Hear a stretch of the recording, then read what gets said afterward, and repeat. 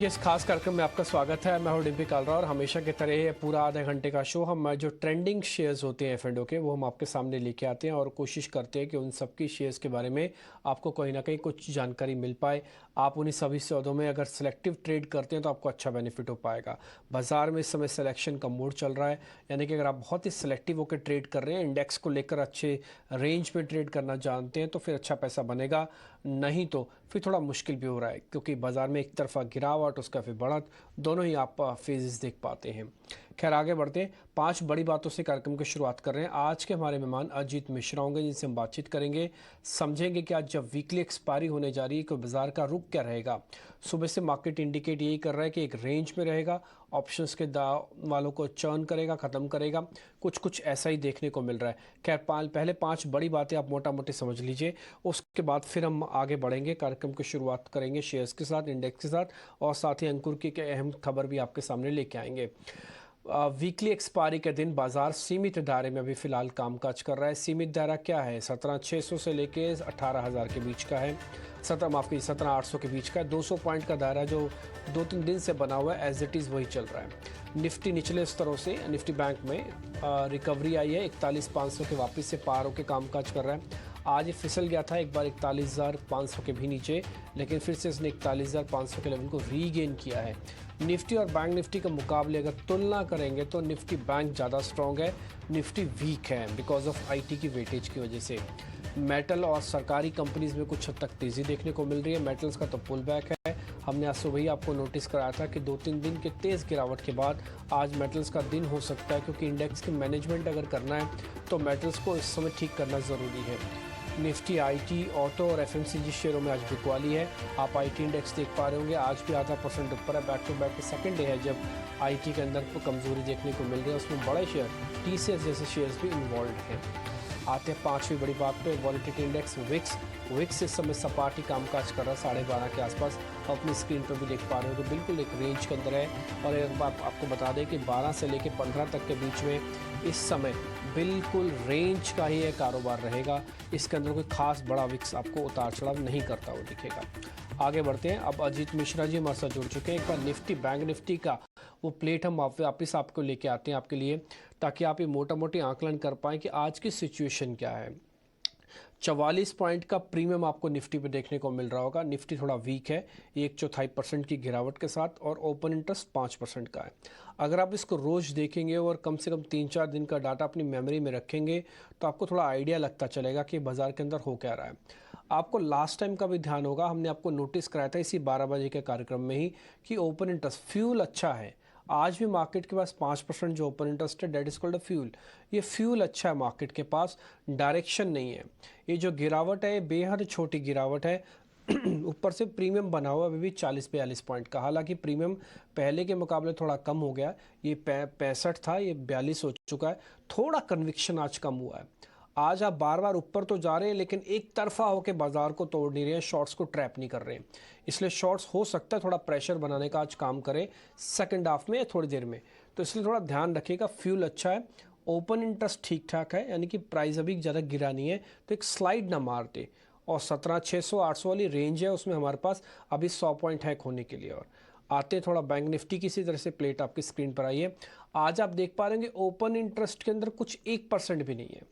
जो शुरुआत में मैंने आपके सामने कहा था कि बैंक निफ्टी आपको ज़्यादा स्ट्रेंथ के दिखेगा बजाय निफ्टी के, ये आपके क्लियर विजिबल है।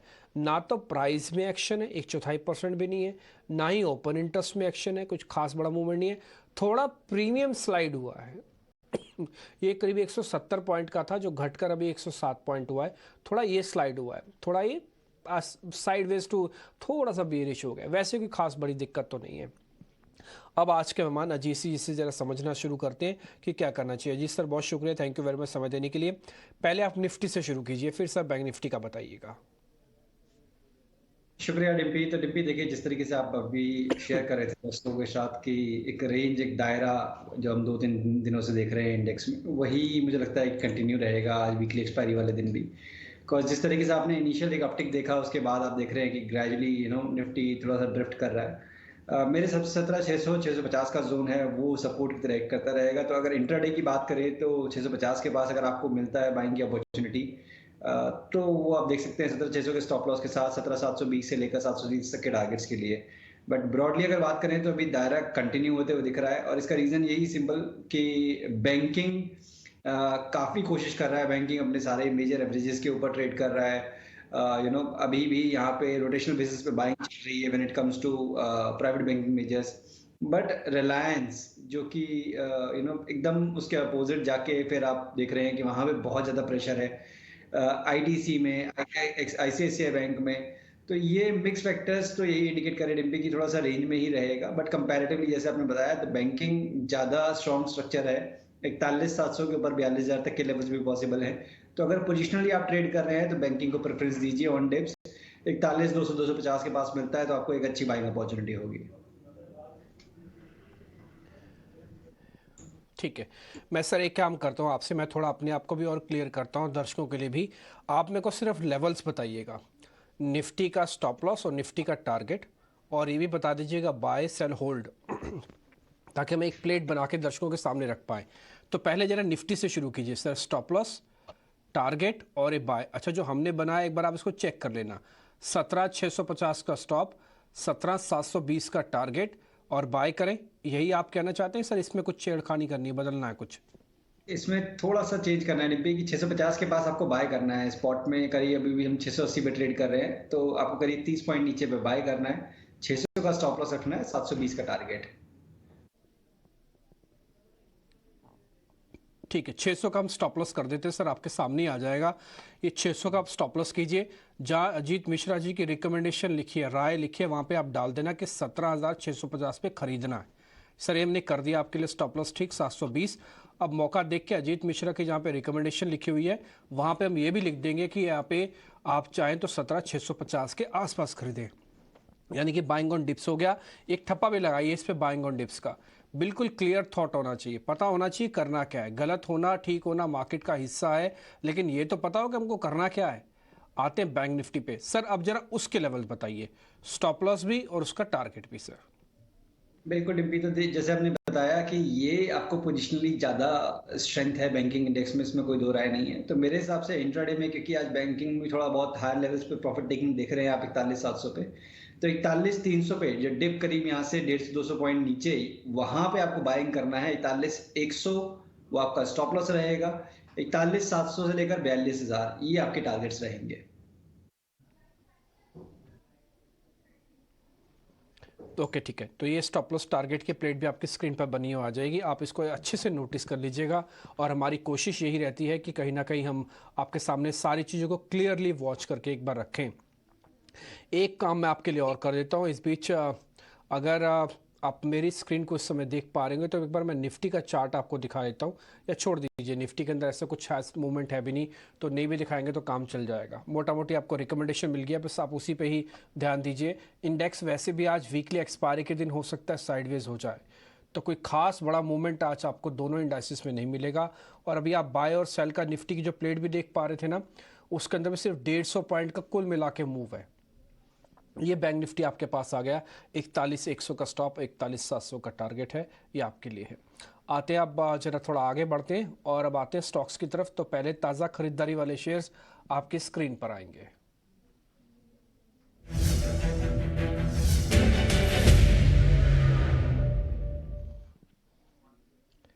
सर दो शेयर हमने निकाले, एक तो मन्नापुरम को निकाला और दूसरा निकाला है कैनफिन होम्स। मन्नापुरम आज सुबह सुबह ही ट्रैक हो गया था सर हमारी शीट से, क्योंकि इसमें वॉल्यूम और प्राइस एक्शन आज थोड़ा एक्स्ट्रा ऑर्डिनरी था सुबह से ही। अब शेयर करीब 4% ऊपर है। एक कैनफिन होम्स भी देख लीजिएगा, 2% ये शेयर भी ऊपर है। दोनों में करना क्या है? डिम्पी देखिए, दोनों में ही काफी स्ट्रॉन्ग रिकवरी है। मन्नापुरम में रादर एक रिकवरी में कहूंगा, बिकॉज थोड़ा सा फेस अभी पिछले एक महीने पहले तक नेगेटिव साइड पे था, कि जहाँ पे स्टॉक अपने लॉन्ग टर्म एवरेजेस के नीचे, इनफैक्ट जो मूविंग एवरेज का रिबन था करीब 115 के पास, उसके नीचे ब्रेक डाउन होकर स्लिप करा था करीब 100 तक। बट पिछले करीब 4-5 सेशन में उसने इस पूरे व्यू को नेगेट कर दिया है। अभी आपको 120 से 125 तक के लेवल देखने को मिल सकते हैं, बट मेरे हिसाब से फ्रेश बाइंग के लिए आपको थोड़ा सा वेट करना पड़ेगा, बिकॉज 4-5 दिन का जो मूव है ऑलमोस्ट वर्टिकल है, तो बीच में बिल्कुल भी पॉज नहीं है, और आपके स्टॉप लॉसेस जो है करीब 111-112 के पास बनते हैं। तो यहाँ पे रिस्क टू रिवॉर्ड फेवरेबल नहीं है, तो अगर 115 के पास डिप मिलता है तो वो एक अच्छी बाइंग अपॉर्चुनिटी होगी मन्नापुरम में। कैनफिन होम मेरे हिसाब से कंपैरेटिवली बेटर स्ट्रक्चर है, यहाँ पे मूव अभी तक नहीं आया है। रेंज में जिसे कहते हैं कि एक अगर आप डेली चार्ट पे देखेंगे तो एक ग्रेजुअल अप मूव बहुत क्लियरली आपको दिख रहा है। ऑफ लेट इसने अपने जो मेजर एवरेजेस हैं उनके ऊपर ये बेस बनाया है, ये 560 के अराउंड इसने बेस बनाया है। तो यहाँ पे सारे स्ट्रक्चर पॉजिटिव साइड पे इंडिकेट कर रहे हैं। मुझे लगता है कि 568 का एक स्टॉप लॉस, छोटा सा स्टॉप लॉस रख के भी आप इसको यहाँ पे लॉन्ग कर सकते हैं 600 तक के पोजिशन टारगेट्स के लिए।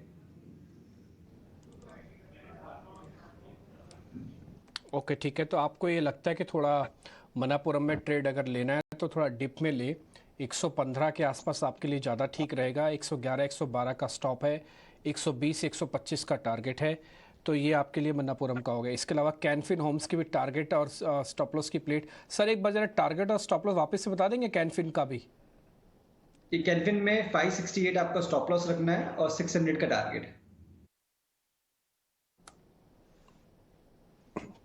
ओके ठीक है, वो प्लेट भी आपके सामने बनी आ जाएगी। तो मनापुरम भी क्लियर हो गया, कैनफिन होम्स में हमारा क्लियर हुआ, तो दोनों के साथ है लखन। अगर आप मानना ये चाहते हैं कि कन्विक्शन किस में ज़्यादा स्ट्रांग है तो हम बोलेंगे कि कैनफिन होम्स में। आप गेस्ट को जब सुन रहे होते हैं ना तो आपको बहुत अच्छे से सारी चीज़ें बता भी रहा होता है, वो हिंट भी कर रहा होता है कि उसकी अप्रोच कहाँ तक है, वो कहाँ पे किस शेयर पे कितना देख रहा है। तो इस चीज़ पे थोड़ा गौर फरमाइएगा। ये बहुत अच्छे से, सिर्फ लेवल्स की बात नहीं होती है, शेयर को पकड़ना, जज करना और समझना ये भी बहुत इंपॉर्टेंट हो जाता है। खैर 600 का टारगेट है, 568 का एक स्टॉप लॉस है, रिस्क रोड यहाँ पे ज़्यादा बेहतर है।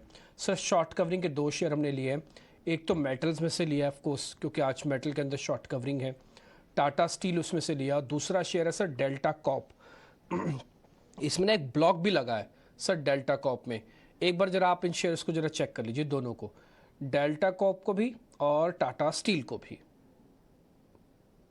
तो डिम्पी देखिए, टाटा स्टील तो मुझे लगता है कि ये रेंज में रहने वाला है अभी शॉर्ट टर्म में। तो रिकवरी जरूर है, 102 आपके हिसाब से मतलब एक ये लोअर बैंड रहेगा इसमें, और वहीं पे 110 से 12 का अपर बैंड।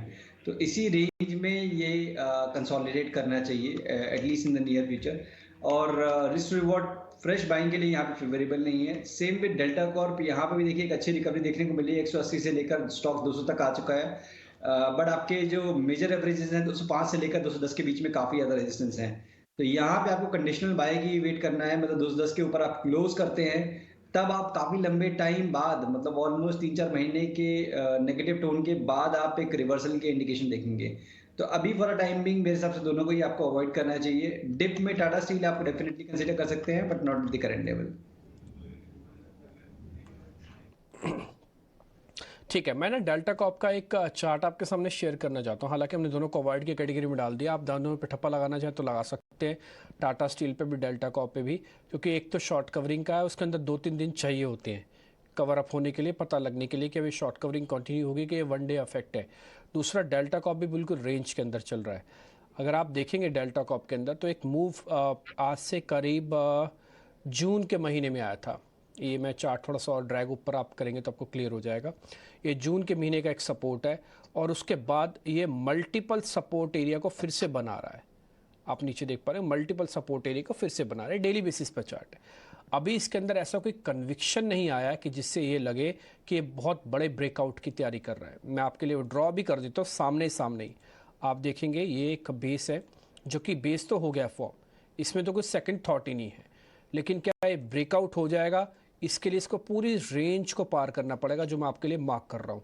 आप यहाँ पे देख पा रहे हो, ये पूरी रेंज को इसको पार करना पड़ेगा और कम से कम सारे शॉर्ट्स को कवर कराना पड़ेगा। बेस फॉर्मेशन अच्छा है बट ट्रेड अभी बनता नहीं है, इसलिए आप चाहें तो इसको एक बार अवॉइड भी कर सकते हैं। ये शेयर हमने डेल्टा कॉप का आपकी स्क्रीन पे रखा। खैर आगे बढ़ते हैं, अब आ जाते हैं जरा मंदी वाले सौदे पर।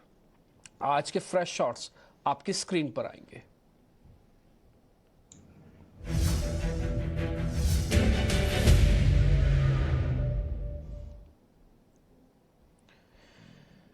सर अदानी एंटरप्राइजेज है और दूसरा शेयर है M&M, महिंद्रा एंड महिंद्रा और अदानी एंटरप्राइजेज। देखिए अदानी में तो एक राइडर लगा हुआ, आपको पता है कि स्विंग बहुत फास्ट है, इसको टेक्निकली जज कर पाना भी बड़ा मुश्किल होता है।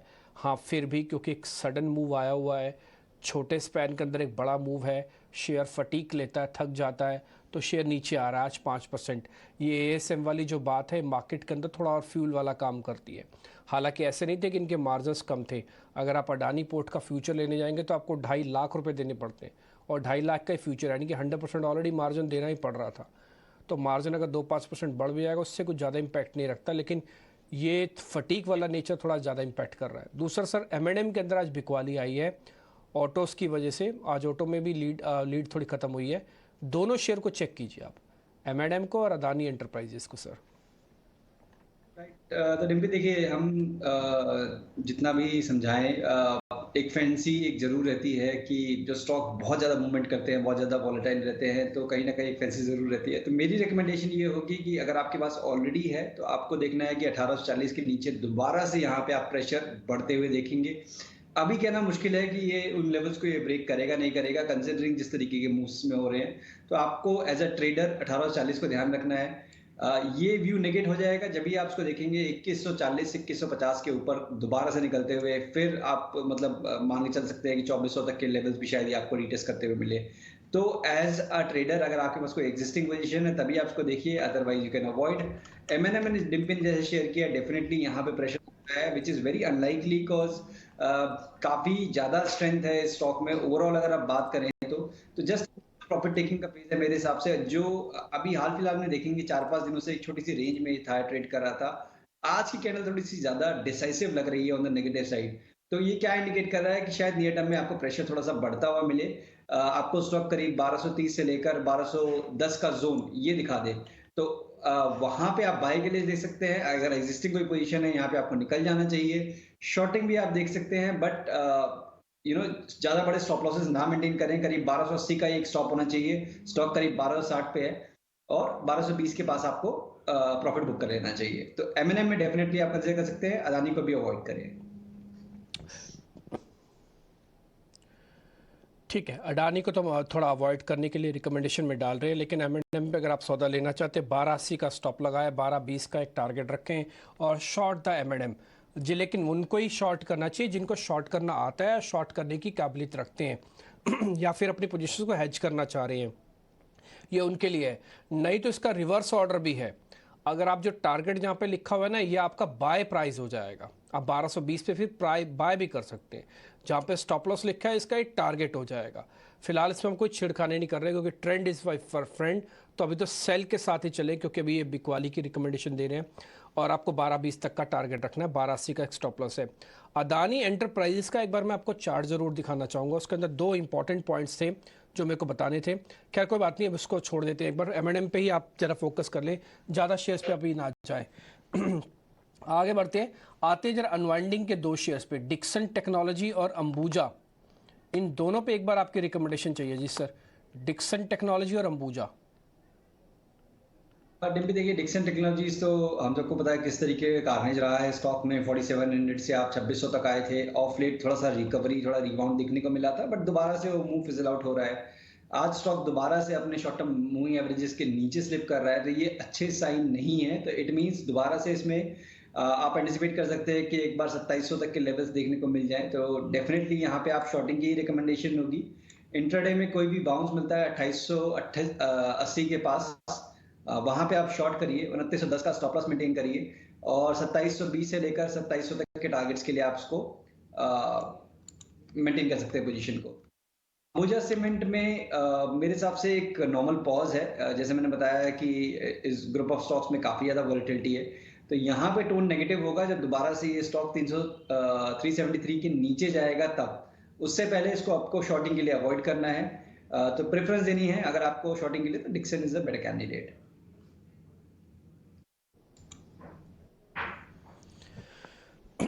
ठीक है, डिक्सन टेक्नोलॉजी के लेवल्स आपकी स्क्रीन पर आ गए। चार्ट मैं आपको दिखा देता हूं ताकि आप लेवल्स और चार्ट दोनों को अच्छे से समझ पाएं। 2700 की तरफ वापस फिसल के आ सकता है और 2910 आपका स्टॉप लॉस है।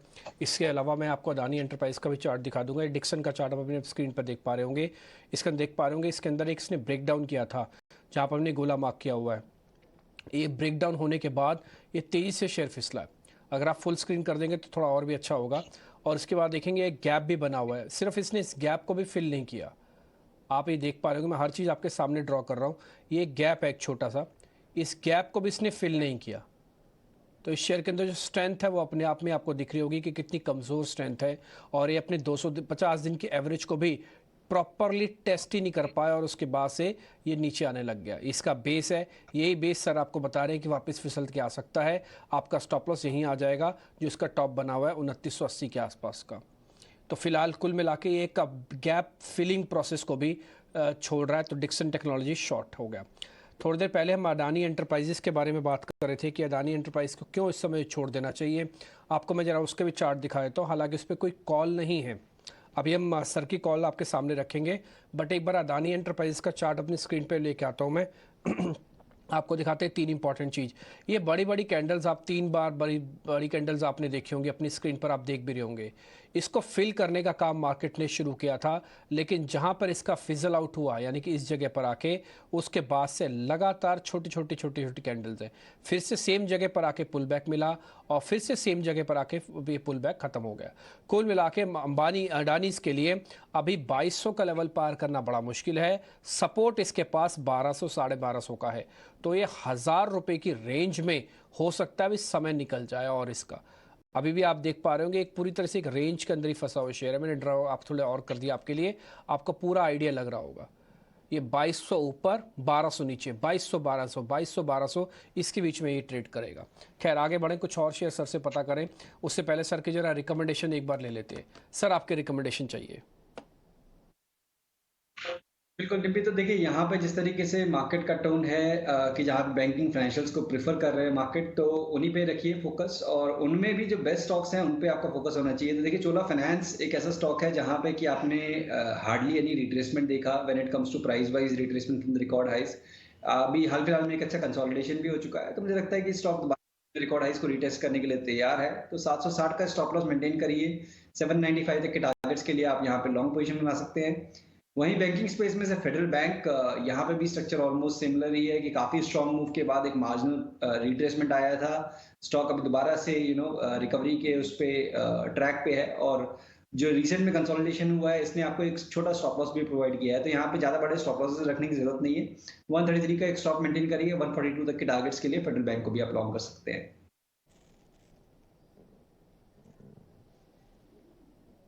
ओके ठीक है सर, कोई ऑप्शन है क्या? कोई ऑप्शंस का सौदा दे सकते हैं आप? डिम्पी देखिए यहाँ पे ऑप्शन में मैं वही सजेस्ट करूंगा कि इंडेक्स में ही आपको ऑप्शंस के बारे में सोचना चाहिए। जैसे कि आप 17600 के पास आ जाते हैं, तो 16 मार्च वाली जो आपकी 17800 वाली है, अगर आप जस्ट एक ट्रेडिंग पॉइंट ऑफ व्यू सोच रहे हैं कि 1 या 2 दिन के अंदर दोबारा से मार्केट में एक रिकवरी की पॉसिबिलिटी, तो वो करीब 50 रुपए पे ट्रेड कर रही है 17800 वाली, 16 मार्च वाली। तो वो आप देख सकते हैं 17650 के पास, ऑलमोस्ट हम उस एरिया के नजदीक आ गए हैं। उसमें आप 20 रुपए का एक स्टॉप लॉस मेंटेन करेंगे और 110 120 तक के पोजीशन टारगेट्स के लिए। निफ्टी ले आओ, निफ्टी का फायर कर दो। मिला के एक ना निफ्टी हम वापस से दिखा देते हैं और आपको उसकी स्ट्राइक की सीधे सीधे निकट कॉल ले लेनी है। देखिए अभी, लेकिन आपको कंडीशन वही है कि 650 के आसपास निफ्टी वाली प्लेट एक बार वापस से लेके आइए, जहाँ पर आपको लिखा होगा 17600 का स्टॉप और 720 तक का टारगेट है। अब आप कोशिश इसके अंदर ये कीजिएगा, at the money he call पकड़नी हो अगर रखनी हो किसी को। अच्छा दूसरी, आज की मत रखना 9 तारीख वाली, ये आप रखनी हो तो आप चाहे तो 16 तारीख के रख लेना, थोड़ा आपको समय मिल जाएगा। अजीत सर ठीक है ना, 9 तारीख वाले तो ना रखें, क्योंकि अगर आज चर्निंग होगी ना तो प्रीमियम दोनों के गल रहे हैं, ये कॉल्स वालों के भी गल रहे हैं, पुट वालों के भी गल रहे हैं। बिल्कुल डिम्पी, इसी के लिए हमने 16 मार्च वाली जो रिकमेंडेशन हमने बोली है, और 17800 वाली वो स्क्रीन पे मेरे करीब 51 है, और 700 वाली अगर आप देखते हैं तो करीब 91 के अराउंड पे ट्रेड कर रही है। ठीक है, तो आप एट द मनी वाली कोई भी कॉल आपका जहाँ पे चॉइस लगता हो, क्योंकि बीच में हम ट्रेड कर रहे हैं 600 से लेके 800 के दायरे के बीच में, तो आप कोई भी स्ट्राइक लें 600 650 700 750 800, हर 50 पॉइंट के गैप पे आपको मिल जाएगा। आप चाहें तो कॉल भी ले सकते हैं, बट कंडीशन आपको यहाँ से जज करनी पड़ेगी। 17600 टूटते ही आपको उस कॉल से भी बाहर आ जाना होगा। आप कोशिश करना 650 के इर्द गिर्द खरीदना, और 720 जैसी आ जाए तो उस कॉल से भी बाहर निकलना। बट एक बहुत ही इंटेलिजेंटली काम करना होगा, नहीं कर सकते तो सीधा फ्यूचर्स ही लेके बैठ जाइए, कोई खास बड़ी दिक्कत है नहीं इसमें। आगे बढ़ते हैं सर। आपने अपने शेयर्स बता दी, मेरे पास ना एक थोड़ा सा समय और बचा है, तो मैं एक एक्सिस बैंक पे और इंडियन होटल्स पे एक बार आपका व्यू पॉइंट ले लेता हूँ। ये हमारे तेज़ी वाली 2 शेयर की कैटेगरी है, एक्सिस बैंक और इंडियन होटल्स। सर इन दोनों का डाटा चेक करके ज़रा बता दीजिए।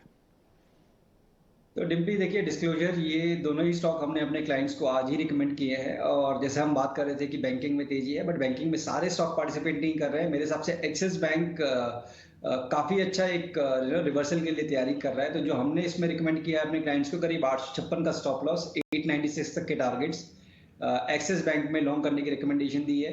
वहीं इंडियन होटल्स में हमने करीब 322 से 26 के बीच का रेंज दिया था, और करीब 314 315 का स्टॉप लॉस था, 342 तक के टारगेट्स। दोनों ही स्टॉक पॉजिटिव साइड पे लग रहे हैं, दोनों के स्ट्रक्चर काफी स्ट्रांग है। डेफिनेटली यहाँ पे आप लॉन्ग इनिशिएट कर सकते हैं as per the given levels. ठीक है सर, बहुत बहुत शुक्रिया sir, thank you very much, आज आपने समय दिया। हमने थोड़ा आपसे ज़्यादा ही स्टॉक्स पता कर लिए, लेकिन उम्मीद करते हैं कल जब हम आपका रिपोर्ट कार्ड लेके आएंगे तो उसमें काफ़ी अच्छे शेयर्स का रिटर्न आपको दिखेगा भी। अजीत सर बहुत बहुत शुक्रिया, थैंक यू वेरी मच आज राय देने के लिए। फिलहाल इस कार्यक्रम से भी इतना ही, नमस्कार।